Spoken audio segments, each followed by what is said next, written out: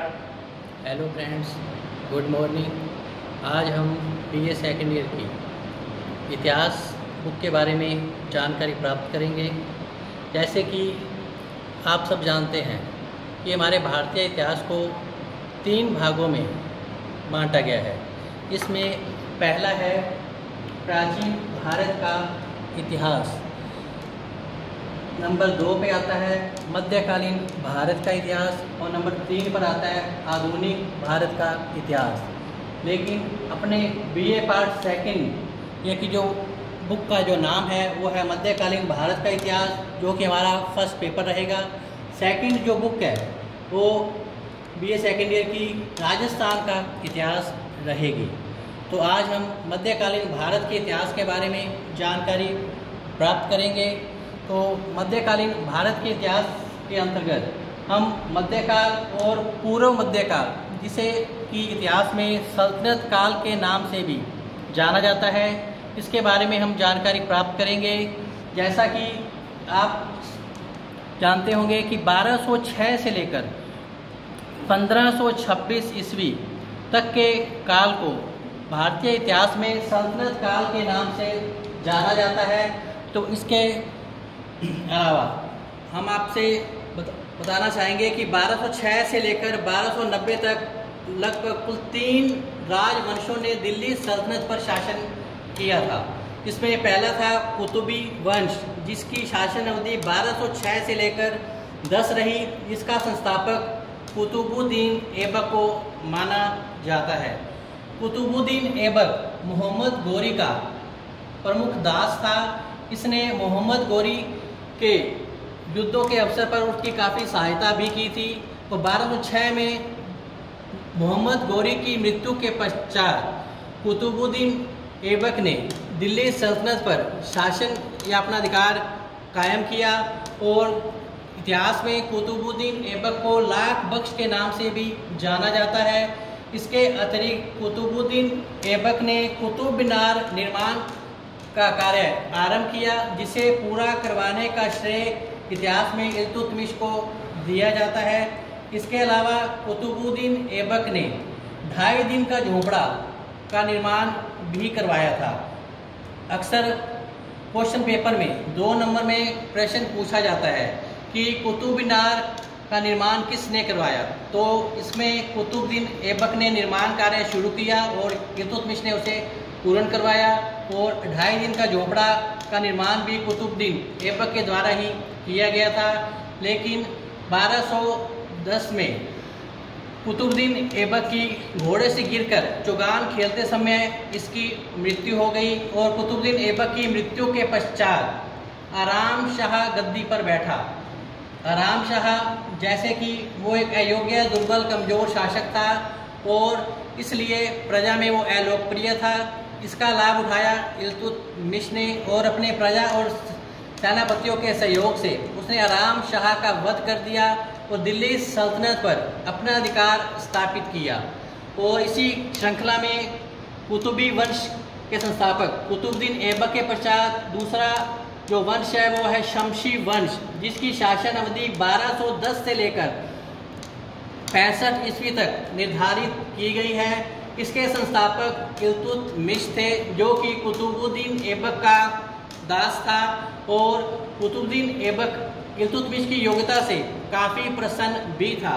इसलिए क्योंकि इल्तुतमिश ने खोखर के विद्रोह के समय मोहम्मद गोरी को पूरा सहयोग दिया था और बाद में कुतुबुद्दीन ऐबक ने इल्तुतमिश को ये दास के रूप में खरीद लिया और उसे अपने अंग रक्षकों का प्रधान बनाया। और इसके पश्चात ग्वालियर और बदायूं के सूबेदार के पद पर भी नियुक्त किया गया और कुतुबुद्दीन ऐबक ने अपनी पुत्री का विवाह भी इल्तुतमिश के साथ करवा दिया था। तो इस प्रकार आराम शाह का वध कर इल्तुतमिश 1210 में गद्दी पर बैठा और दिल्ली सल्तनत को इसने मजबूती प्रदान करते हुए अच्छे शासन का संचालन भी किया। इल्तुतमिश के गद्दी पर बैठते समय उसे कई कठिनाइयों का सामना करना पड़ा था। जैसे कि जब इल्तुतमिश गद्दी पर बैठा उस समय दिल्ली सल्तनत चारों ओर से शत्रुओं से घिरी हुई थी। गजनी का शासक यलदौज सिंध और मुल्तान का शासक कुबाचा इसके शत्रु बने हुए थे, जिन्हें इल्तुतमिश ने युद्धों के द्वारा पराजित कर अपने सफल शासन संचालन का परिचय दिया और उन्हें मौत के घाट उतार कर दिल्ली सल्तनत पर अपना अधिकार कायम रखा। इसके अतिरिक्त इल्तुतमिश के समय की सबसे प्रमुख घटना जो थी वो थी मंगोल संकट। मंगोल संकट इल्तुतमिश के समय की एक सबसे प्रमुख घटना मानी जाती है, जिसकी रक्षा इल्तुतमिश ने की थी।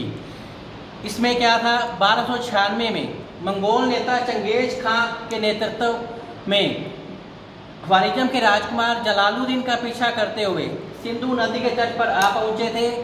इस समय जलालुद्दीन ने इल्तुतमिश की सेवा में अपना एक राजदूत भेजा और मांग की कि मंगोल जाति के विरुद्ध उसको सुरक्षा प्रदान की जाए। जैसा कि इल्तुतमिश एक बुद्धिमान व्यक्ति था, उसने अपनी बुद्धिमत्ता का परिचय देते हुए उसने जलालुद्दीन के राजदूत का वध करवा दिया और अब अपना एक नया राजदूत भेजा जलालुद्दीन की सेवा में और उसे कहलवा भेजा कि दिल्ली की जलवायु आपके अनुकूल नहीं है, अतः आपको दिल्ली छोड़कर यहाँ से चले जाना चाहिए। तो इस समय जलालुद्दीन के पास और कोई रास्ता नहीं था, अतः वो दिल्ली छोड़कर फारस की ओर चला गया। तो दिल्ली छोड़ते ही जलालुद्दीन के दिल्ली छोड़ते ही मंगोल जाति भी उसके पीछे पीछे चली गई। इस प्रकार इल्तुतमिश ने अपनी बुद्धिमत्ता से मंगोल संकट से होने वाले विनाश से दिल्ली सल्तनत को बचा लिया, जो कि इसकी एक प्रमुख उपलब्धि मानी जाती है। इसके पश्चात इल्तुतमिश ने बंगाल के विद्रोह का दमन किया और अपने सफल शासन संचालन का परिचय दिया। और इसके अतिरिक्त उस समय अनेक राजपूताना जो राज्य थे उन्होंने भी अपनी स्वतंत्रता की घोषणा कर रखी थी। इसको इल्तुतमिश ने राजपूताना राज्यों पर भी अपना एकाधिकार कायम किया और वहाँ के शासकों को पराजित कर दिल्ली सल्तनत को मजबूती प्रदान की थी।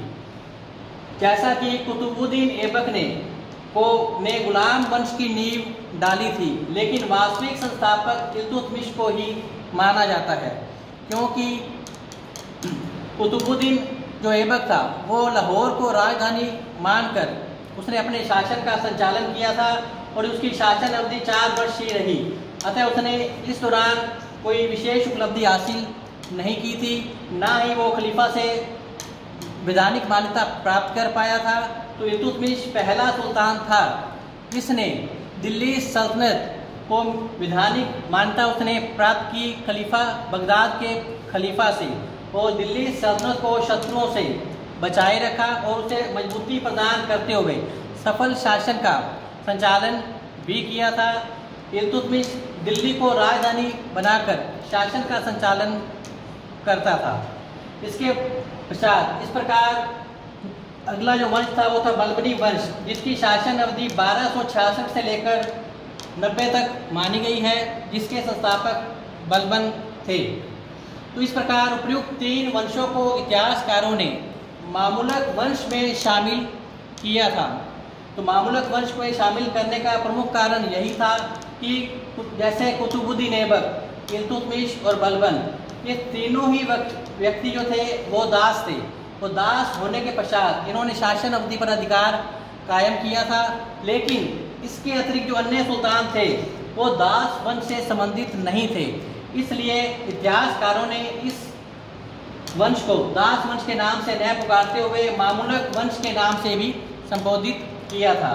तो इस प्रकार 1206 से लेकर 1526 ईस्वी तक दिल्ली पर कुल 5 वंशजों ने शासन किया था। इसमें पहला था मामूलक, यानी कि गुलाम वंश के नाम से जाना गया। दूसरा खिलजी वंश, तीसरा तुगलक वंश, चौथा सैयद वंश और 5वां लोधी वंश। इसकी शासन अवधि 1451 से लेकर 1526 ईस्वी तक रही। और 1526 ईस्वी ने बाबर ने भारत पर आक्रमण कर लोधी वंश के अंतिम सुल्तान इब्राहिम लोधी को पराजित कर लोधी वंश का अंत किया और भारत में पानीपत के प्रथम युद्ध में 1526 के अंदर इब्राहिम लोधी को पराजित करते हुए भारत में मुगल वंश की स्थापना की गई। और इस प्रकार लोधी वंश का अंत हुआ और भारत में एक नया राजवंश बाबर के नेतृत्व में मुगल वंश की स्थापना की गई। तो बाबर ने पानीपत का प्रथम युद्ध, खानवा, चंदेरी और घाघरा, इन 4 युद्धों के द्वारा विजय प्राप्त कर मुगल वंश को मजबूती से स्थापित किया और 1530 में बाबर की मृत्यु हो गई और उसकी मृत्यु के पश्चात नया दिल्ली का जो शासक है वो हुमायूं को घोषित किया गया था। तो इस प्रकार सबसे लंबा शासन, जैसा कि सल्तनत काल में सबसे लंबा जो शासन था वो तुगलक वंश का रहा, यानी कि 94 वर्ष तक तुगलक वंश का शासन रहा भारत में। इसके पश्चात जो सबसे कम शासन अवधि है वो खिलजी वंश की रही, अर्थात 30 वर्ष तक इसकी शासन अवधि निर्धारित की गई है। तो अब हम 5 प्रमुख वंशों और उसके प्रमुख शासकों और शासन की अवधि क्या रही उसके बारे में हम जानकारी प्राप्त करेंगे।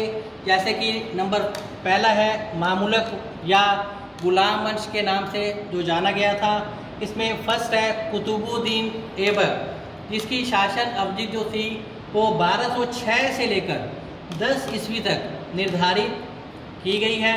इस प्रकार कुतुबुद्दीन ऐबक ने लगभग 4 वर्षों तक भारत में शासन किया, जो कि लाहौर को राजधानी बनाकर शासन का संचालन करता था। इसके पश्चात कुतुबुद्दीन ऐबक का पुत्र आराम शाह गद्दी पर बैठा।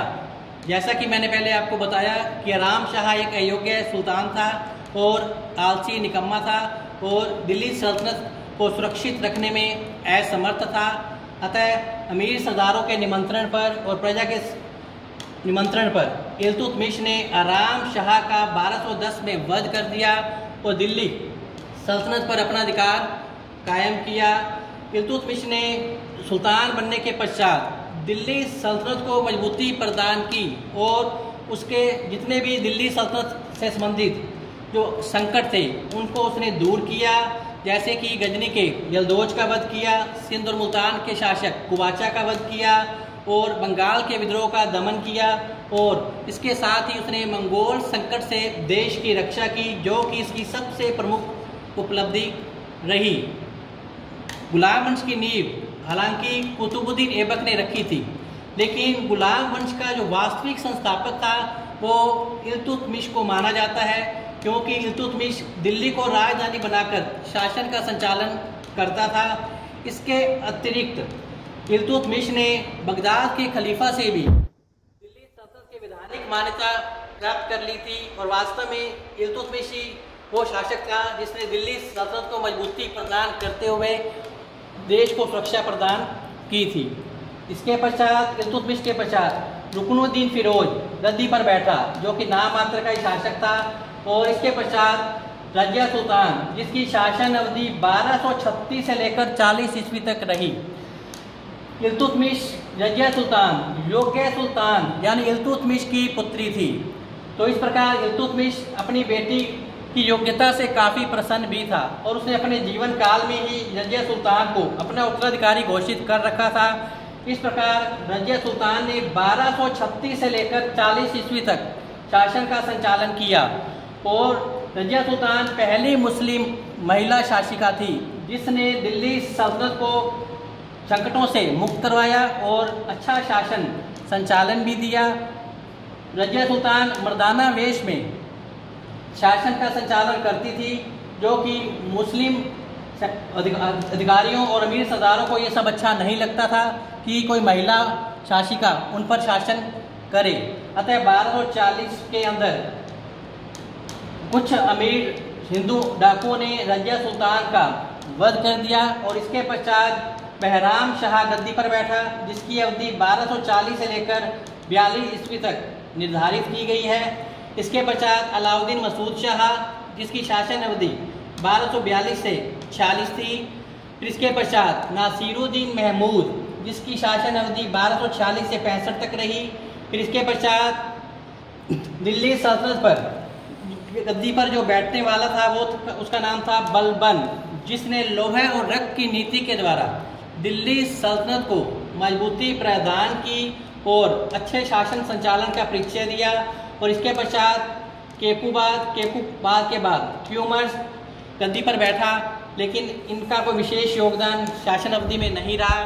तो इस प्रकार गुलाम वंश का अंत जलालुद्दीन फिरोज खिलजी नामक एक व्यक्ति ने कर दिया और इस प्रकार गुलाम वंश का अंत हुआ और एक नया वंश खिलजी वंश की स्थापना की गई, जिसका संस्थापक जलालुद्दीन फिरोज खिलजी को माना जाता है।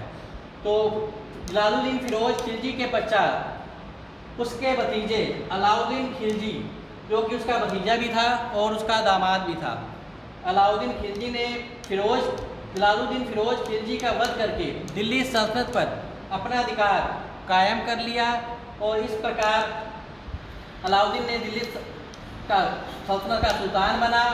और इसकी अलाउद्दीन खिलजी की जो सबसे प्रमुख उपलब्धि है वो है उसकी बाजार नियंत्रण नीति थी और इसकी उत्तरी भारत और दक्षिण भारत की विजय अलाउद्दीन खिलजी की प्रमुख उपलब्धि मानी गई है। और इसके पश्चात कुतुबुद्दीन मुबारक गद्दी पर बैठा, तो जिसका अंत तुगलक वंश के प्रमुख शासक गियासुद्दीन तुगलक ने किया और इस प्रकार 1320 में खिलजी वंश का अंत हो गया। और इस प्रकार गियासुद्दीन तुगलक ने 1320 ईस्वी में नया वंश तुगलक वंश की स्थापना की और दिल्ली सल्तनत पर अपना अधिकार स्थापित किया। गियासुद्दीन तुगलक बंगाल के विद्रोह के दमन के पश्चात जब वो वापिस दिल्ली लौटा तो उसके स्वागत के लिए उसके पुत्र मोहम्मद बिन तुगलक ने एक लकड़ी का महल बनवाया।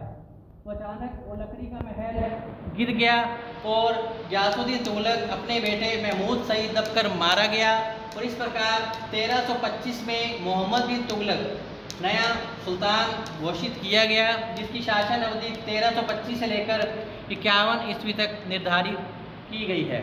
मोहम्मद बिन तुगलक इतिहास में एक विवादास्पद व्यक्ति रहा है। इसने ये काफ़ी पढ़ा लिखा व्यक्ति था और इसने जितना साम्राज्य का विस्तार तुगलक वंश में मोहम्मद बिन तुगलक ने जितना साम्राज्य विस्तार इसने किया उतने शायद किसी भी सुल्तान ने नहीं किया होगा। लेकिन सबसे बड़ी कमी ये थी कि भाग्य इसके साथ नहीं था। इसने अनेक नवीन योजनाओं को निर्धारित किया, लेकिन दुर्भाग्यवश वो योजनाएं उसकी असफल रही, चाहे वो राजधानी परिवर्तन संबंधी योजना थी, चाहे वो सांकेतिक मुद्रा का प्रचलन, तांबे के नए सिक्के चलाने की व्यवस्था थी, चाहे वो कराजल अभियान था, चाहे वो खुरासान की विजय योजना थी या वो द्वाब में कर योजना थी। इसने जितनी भी योजनाएं बनाई दुर्भाग्यवश वो सभी की सभी असफल रही थी और इस प्रकार 1351 में मोहम्मद बिन तुगलक की मृत्यु हो गई और उसकी मृत्यु के पश्चात 1351 में नया सुल्तान फिरोज तुगलक माना गया। तो फिरोज तुगलक ने 1351 से लेकर 88 ईस्वी तक शासन किया।